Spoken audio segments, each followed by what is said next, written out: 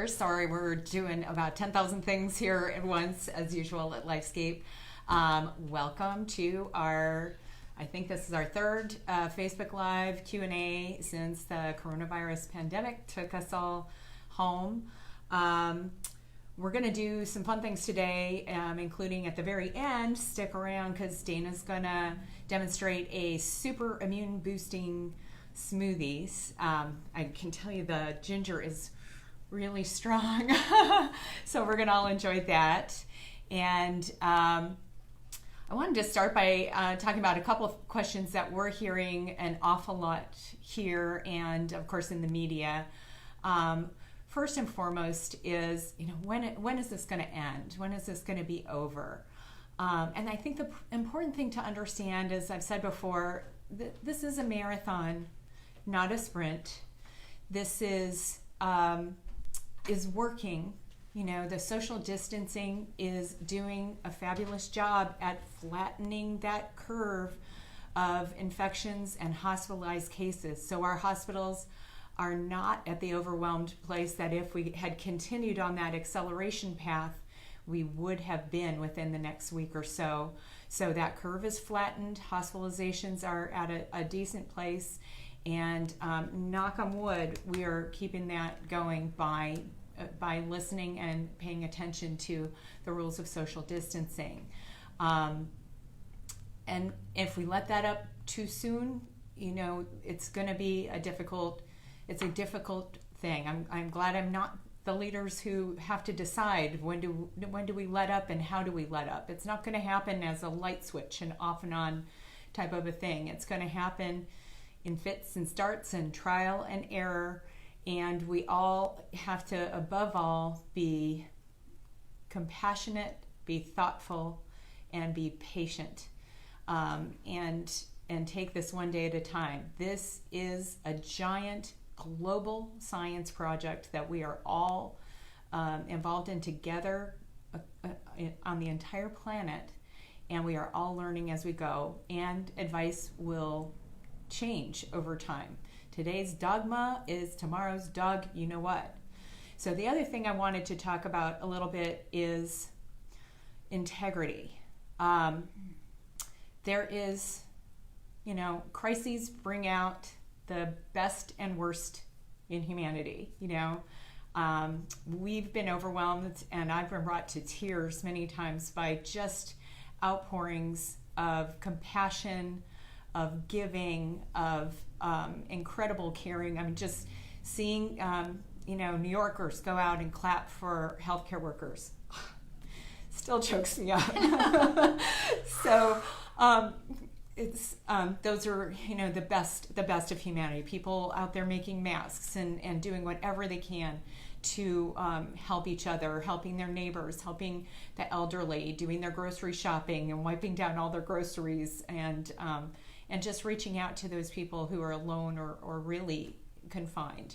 It's the people who are at the highest risk that are going to be confined the longest. My husband and I were just talking yesterday about when are we going to be able to, when are these senior living facilities really going to be able to relax their controls, and I don't see that coming until we really have a reliable way of vaccinating people safely and effectively, and that may be more than a year away. So patience. Integrity also means caution about information being shared out there on the media. There is so much, we're all overwhelmed with information and starving for wisdom. And I would just plead with people, do not share things on the internet that you have not fact-checked, confirmed with a medical provider that you know, love, and trust, and really be very cautious about it. Yes, we're all grasping at straws. It's the American way. We want the quick fix. We want the easy thing that we can do, whether it's to drink a bunch of tonic water or wash our nose 10,000 times a day with saline or whatever. We want the quick fix. We want to stock our medicine cabinets with medicines that somebody said somebody told me might be effective. We have integrity, and that means we're going to say no when there is not good evidence for something, or when the risk of that intervention may outweigh the benefits. We have integrity where we are evaluating academic studies every day, all of us, from our nutritionists, from our estheticians, to our medical assistants, to our physicians, and our patients. God bless everybody who's sharing, research with us and asking us questions and saying, what does this mean? Is this really good? We get our medical evidence from high-level academic resources, and it is really critical that all of us be skeptics, that we all be fact-checking everything and not taking one source of information as gospel, because again, as I said, crises bring out the best in humanity, but they also bring out the worst. And when it becomes every man for himself and pitting people against each other, or it becomes a political battle, those are not the things that we're going to attend to here, because we have integrity, we have academic integrity, and first and foremost, we absolutely prioritize the safety of our patients, the safety of our staff, and the safety of our community. Trying to think if there are do we have any questions yet that have come up? Just outpouring of gratitude.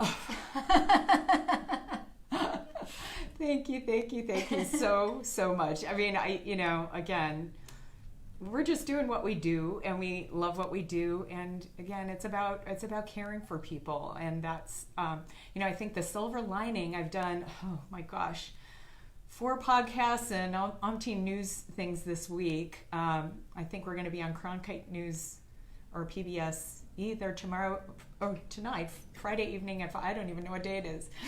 Friday evening at 5 or Monday evening at 5, but it's all already online on Cronkite News. But I've done a number of these podcasts this week, and my overarching message is this is an incredible opportunity.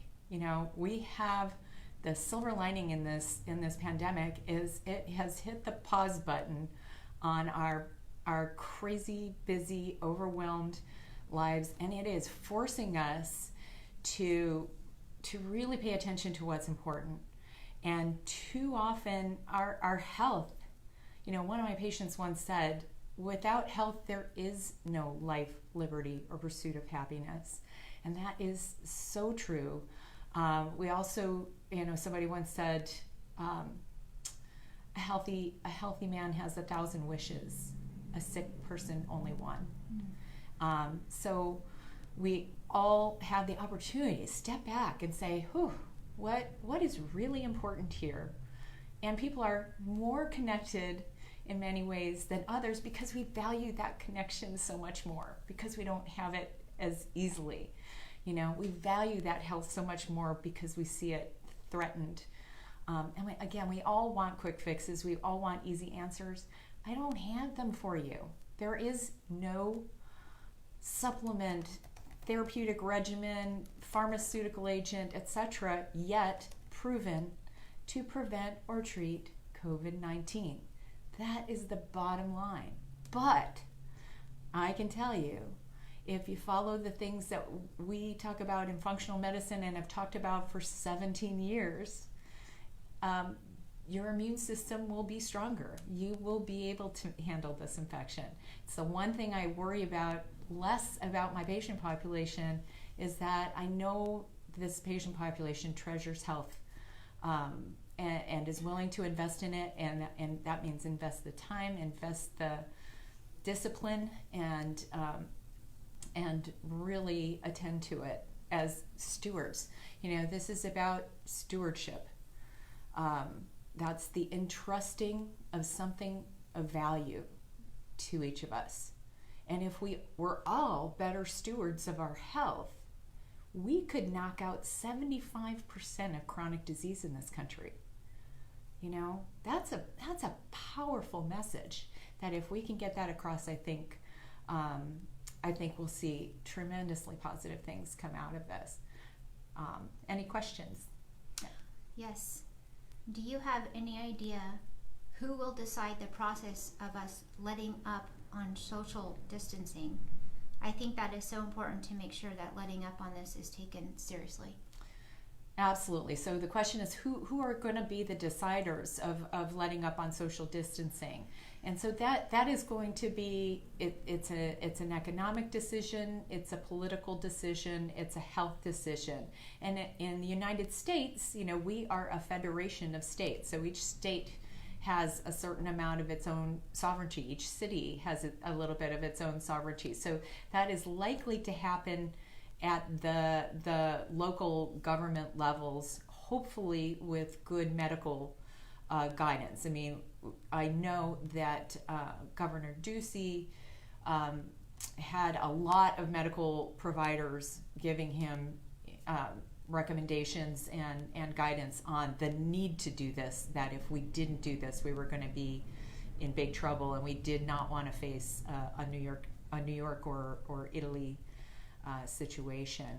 But it's going to be different, it's going to be different decisions. So we're going to see a patchwork of decisions, and then we get to learn from those and see what happens when Kansas allows religious gatherings. I know from talking to a doctor in New York what happened when a very orthodox Jewish religious sect was doing gatherings like that in spite of strict stay-at-home orders, and it was disastrous. So we need to learn from these little experiments that are going to happen at the local level.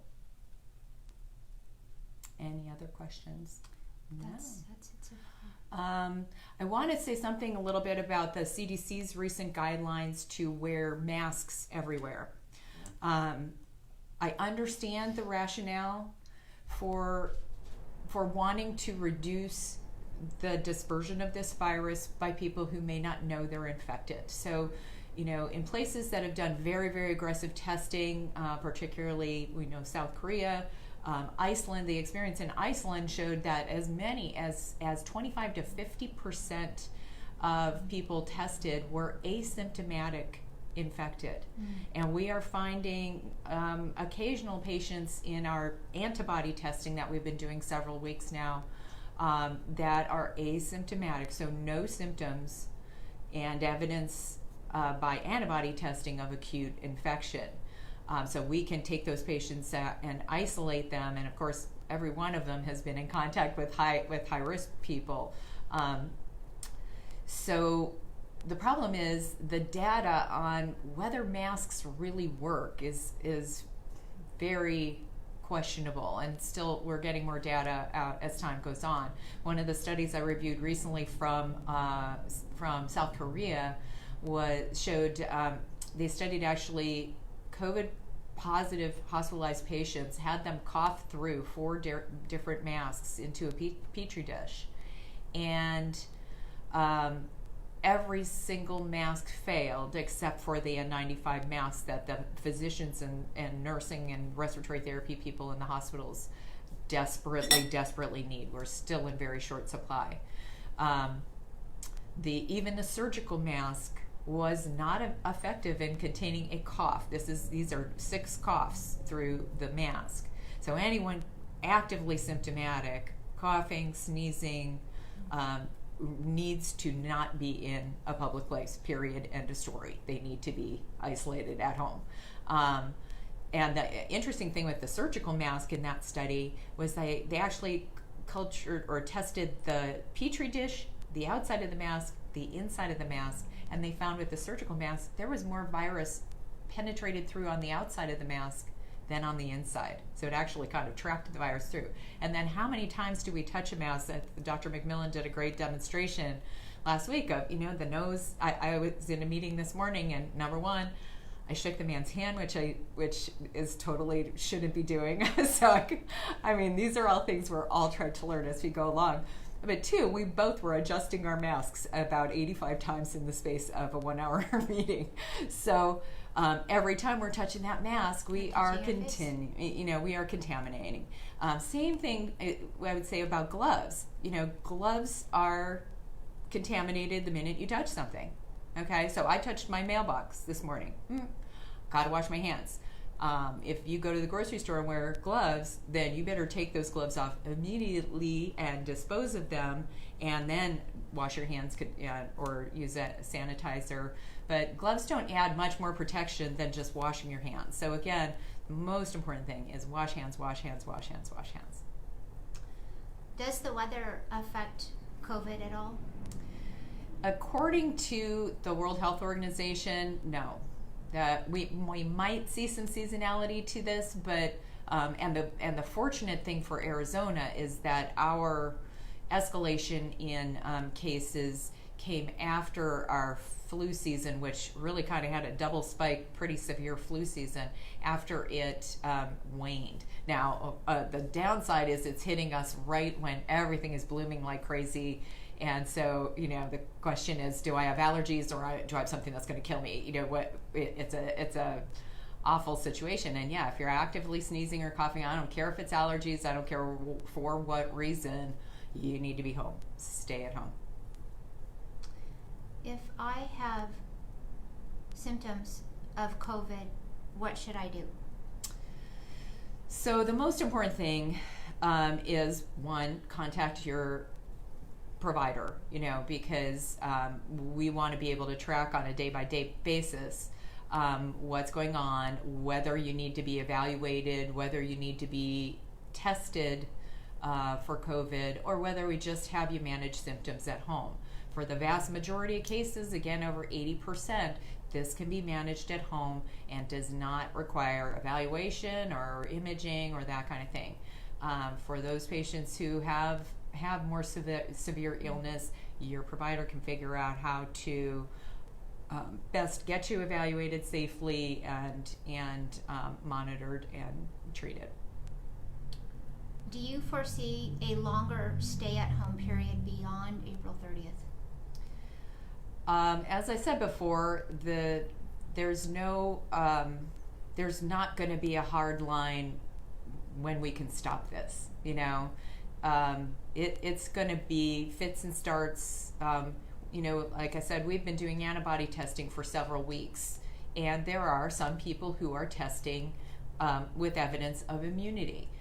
It is possible. Right now, the CDC has zero guidance out there for can people who test IgM, COVID or IgG, COVID immune, evidence of past exposure, could they go back to work as a hairdresser or a esthetician or what have you, nail salon. Things are going to happen slowly.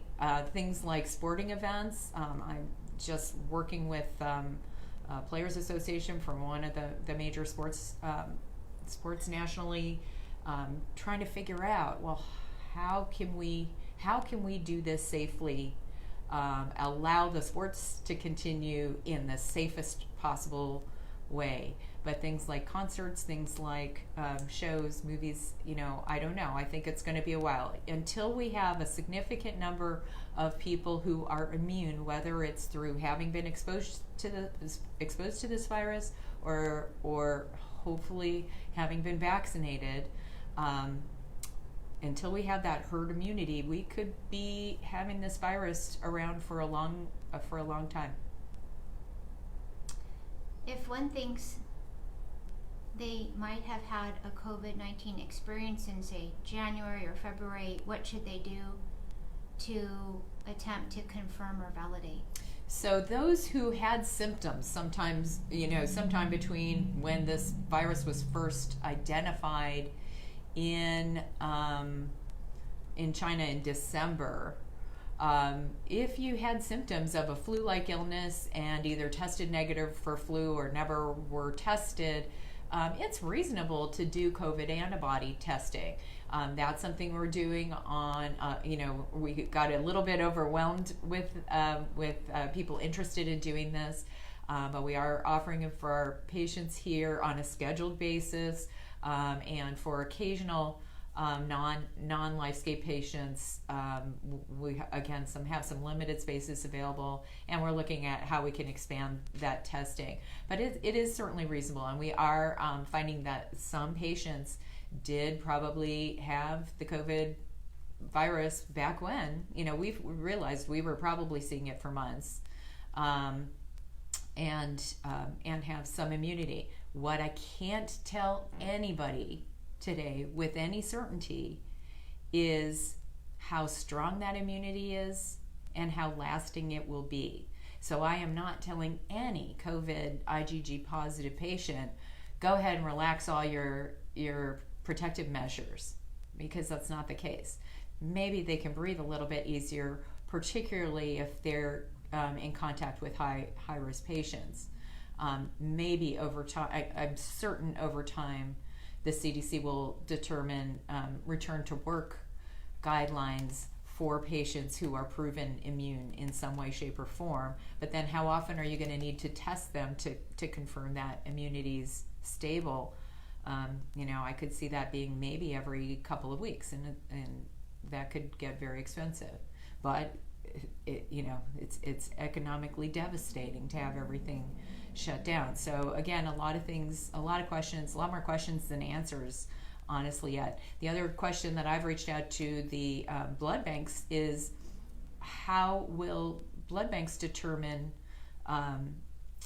who can donate plasma for COVID treatment? So immune plasma, patients who've had COVID could donate immune plasma for the treatment of severe COVID patients, and possibly for the in micro doses every couple weeks for very high risk healthcare workers.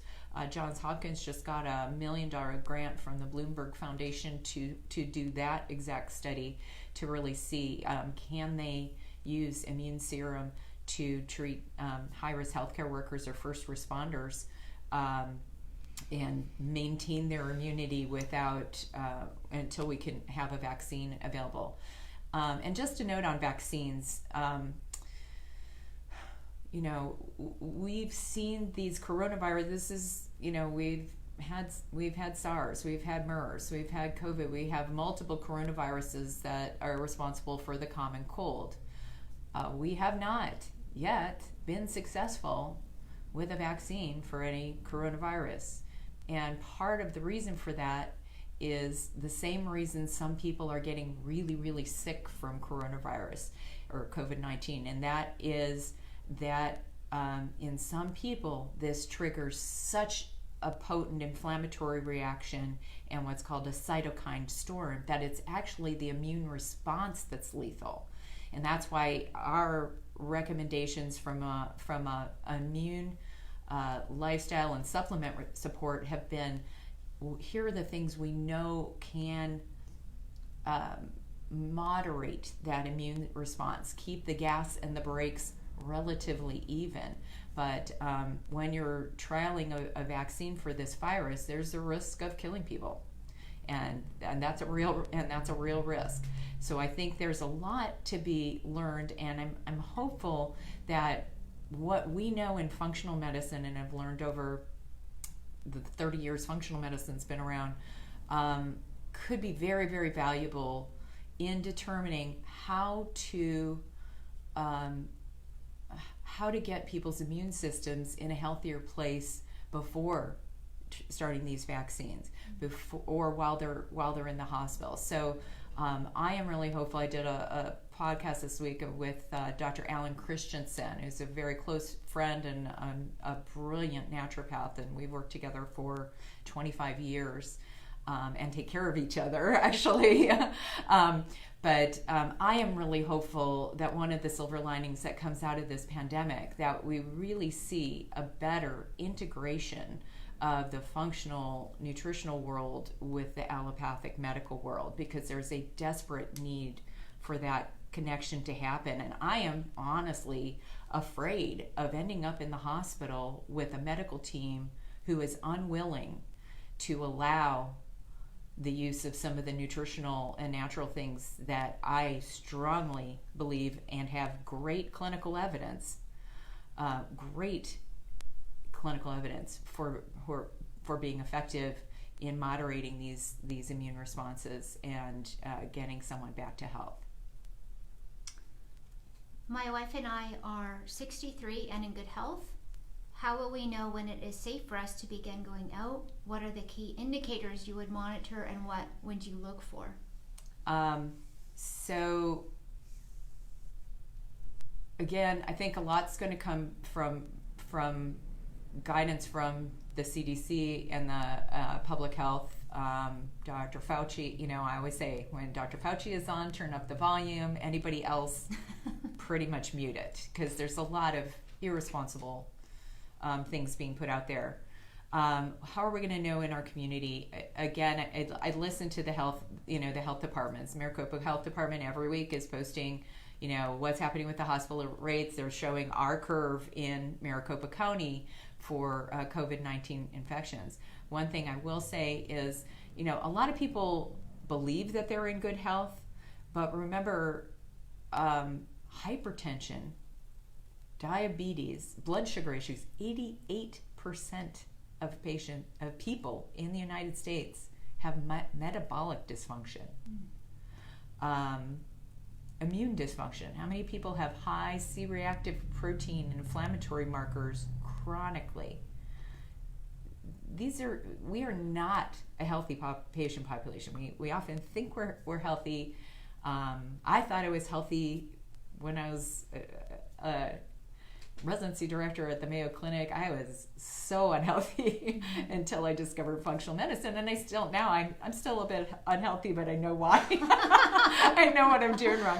But remember, hypertension, kidney disease, inflammatory processes, blood sugar not being perfect, those are all risk factors. Obesity, alcohol use, we're seeing as big risk factors. And I think a lot of people don't understand that, alcohol use and acid blockers in particular are really big risks for chronic lung disease. They trigger a lot of reflux disorders, and then the acid blockers don't resolve the regurgitation, the esophageal reflux. They just make it alkaline. Mm-hmm. You're still often aspirating and creating chronic lung disease. So one of my husband and my friends from college and medical school is the CEO of National Jewish Hospital in Colorado, and what they find in their research is that reflux, use of acid blockers, and alcohol are big risk factors for chronic lung disease. So those are things we got to really take seriously, and fast 3 hours before bed, and no alcohol for at least 3 hours before bed, and keep it minimal. Learn the moderation thing, which we're not all that good at. Yeah. 2 questions. Yes. Does Arizona remain on target for the projected 423 peak? The question about is Arizona on target for a peak? Just in what day are we now? 10th, somewhere around. Yeah. Yes. Yeah, in a couple weeks, in a week or two. I don't know. Again, the flattening the curve just means we're not doing this rapid acceleration that could overwhelm the medical system, but it doesn't mean we're going to see less infections. We're just going to spread them out over a longer time period, because again, nobody before December had seen this virus, so everyone is non-immune until a critical mass of us are immune, either through natural infection or vaccination. We're going to have a risk. So, and those who are at high risk are going to have to stay hunkered down the longest. Yeah. This is interesting, this question. Okay.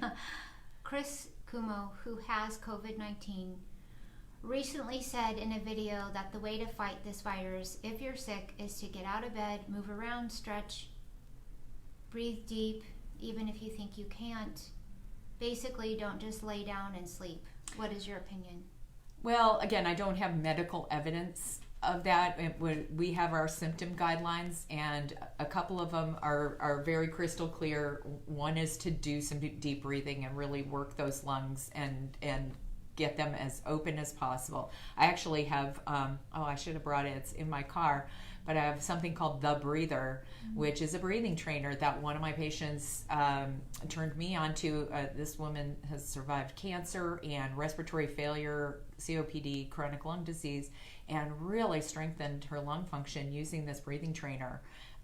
So I use that every time I start up my car. I think my neighbors think I have a breathalyzer or something. But just to strengthen the muscles of the breathing. We also know about COVID that it causes a clot propensity, a micro. The tests on people who died of COVID show blood clots in the heart, the kidneys, the lungs, tiny little blood clots. So it creates what's called a microangiopathic thrombotic risk, and laying still is the worst thing you could do for blood clot risk. And so definitely staying well hydrated, moving as much as possible. We recommend getting out in some natural sunlight because we are very fortunate to have that freely available, and the vitamin D certainly doesn't hurt, and there may be a slight benefit to the UV light. Again, I can't say that any of these things prevents or treats COVID-19, but there are certainly easy things that are available that cannot hurt. Except don't tell my dermatologist I just said that. So far, we're doing good. Yeah. Okay. I am going to turn it over to Dana and let her do a little demo for you of an immune boosting smoothie. Because again, we're really wanting everybody to increase their fruit and vegetable intake, 3 cups of greens, 3 cups of colorful a day, maybe a couple servings of fruit, because these are the things that feed our gut microbiome and feed our immune system and help our mind, body, spirit, help our neurochemistry, our brain's communication chemicals. So I'm going to turn it over to Dana. Let me get